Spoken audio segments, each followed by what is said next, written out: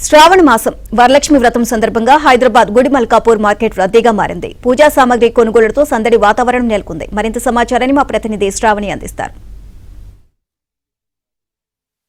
శ్రావణ మాసం అనగానే ఆడవాళ్ళందరికీ ప్రీతికరమైన రోజే. ప్రతిరోజు ఇక్కడ చాలా విశేషంగా ఉంటుంది. శ్రావణ మాసంలో వచ్చే మంగళవారం కానీ, శ్రావణ మాసంలో వచ్చే శుక్రవారం కానీ ప్రతి ఒక్కరికి కూడా ఎంతో అంటే అమ్మవారి కృపని పొందడానికి ఇది ఒక గొప్ప అవకాశంగా అందరూ చూస్తూ ఉంటారు. అందులో రెండో శుక్రవారం ఏదైతే ఉందో శ్రావణ శుక్రవారం అంటారు.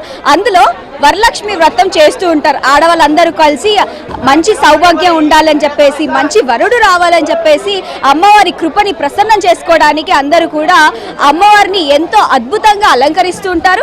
అదే విధంగా ఇంటిని కూడా ఎంతో చక్కగా తీర్చిదిద్దుకుంటారు. సో ప్రెసెంట్ గుడిమల్కాపూర్కి వచ్చేసాను.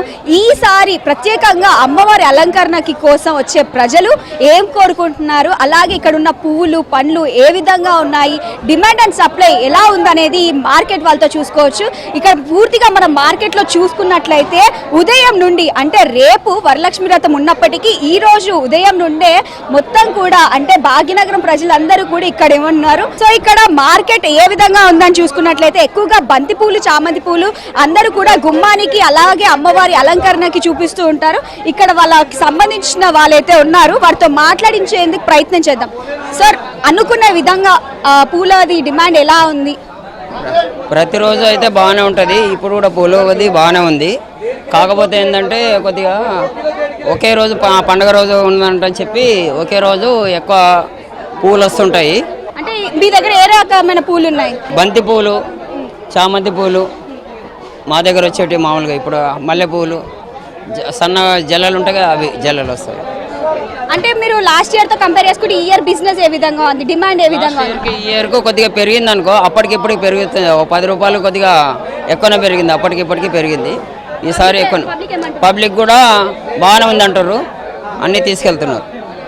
సో చూస్తున్నారు కదా, ఇటువైపున మనకి చామంతి పూలు, బంతి పూలు అన్నీ కూడా మనకు కనిపిస్తున్నాయి. అవే కాకుండా అమ్మవారికి కావాల్సిన పూలు, అలాగే పండ్లు, అరిటాకులు ప్రతి ఒక్కటి కూడా ఇక్కడ గుడిమల్కాపూర్లో అనేది అమ్ముతూ వస్తున్నారు. ఇక్కడ ధరలు ఏ విధంగా ఉన్నాయి, ఇక్కడ ఏ రకరకాల పూలు ఉన్నాయో తెలుసుకుందాం.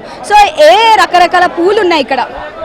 చామంతి 300 kilo, Bobbili 200 kilo, white milk white అది 600 kilo, astral 200 kilo, idli white 150 kilo, అవి లోటస్ 30 రూపాయలకు ఒకటి, లోటస్ బంతి 60 రూపాయలు 70 రూపాయలు అమ్ముతుంది.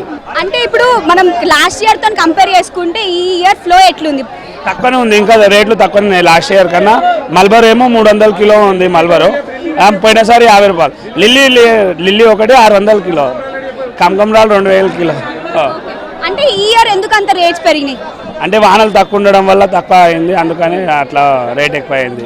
లేకుంటే వానలు పడింటే మంచి రేట్లు తక్కువ ఉంటుండే. ఎక్కువగా పబ్లిక్ ఏది ఎక్కువగా కొనుగోలు చేస్తున్నారు? అన్ని చామంతి ఒకటి ఎక్కువ, కమకమరాలు, బంతి పూలు అవి ఎక్కువ కొనుగోలు చేస్తారు. సో చూస్తున్నారు కదా, ఇక్కడ ఉన్న పూలు అన్నీ కూడా డిఫరెంట్ స్టేట్స్ నుండి రావడం అయితే వస్తుందని చెప్పడం జరిగింది. మేడం, ఏ విధంగా ఉన్నాయి ప్రైసెస్? మాస్ రేట్ ఉన్నాయి, కొనలేని రేట్ ఉన్నాయి బిడ్డ.